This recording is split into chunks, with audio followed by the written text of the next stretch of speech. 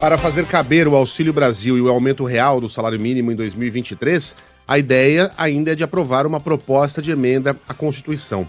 A PEC autorizaria o descumprimento do teto de gastos de maneira emergencial. E o relator do orçamento, o senador Marcelo Castro, espera que posturas radicais não atrapalhem as discussões no Congresso. É evidente que os radicais existem em todos os parlamentos do mundo e continuarão existindo aqui no Brasil. Acreditamos que haverá um número expressivo desses parlamentares, mas não comporão a imensa maioria que tem a vontade só de fazer com que o Brasil dê certo.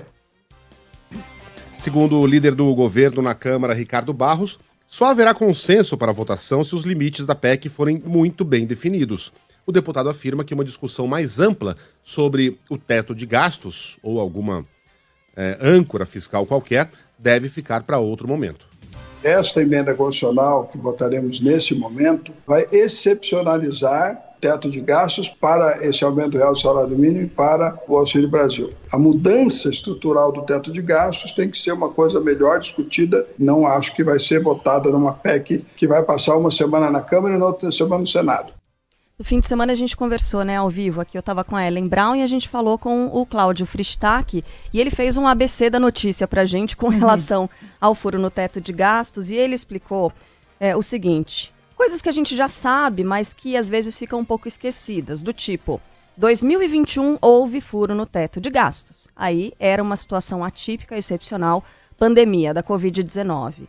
2022 houve furo no teto de gastos. Também pandemia. E aí veio a eleição.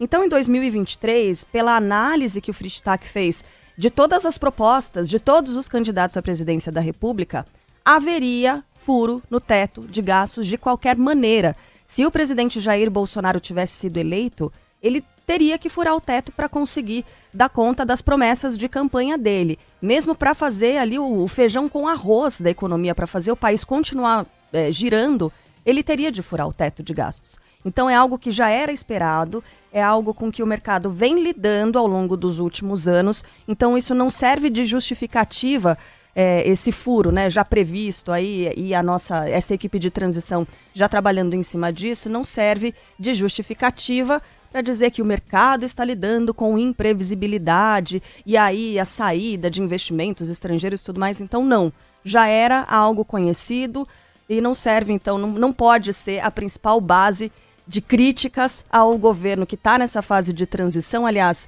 transição que vai ser dividida em grupos temáticos a fim de acelerar os trabalhos. Na área de direitos humanos, a intenção é criar uma secretaria de assuntos religiosos para aumentar o diálogo com os evangélicos.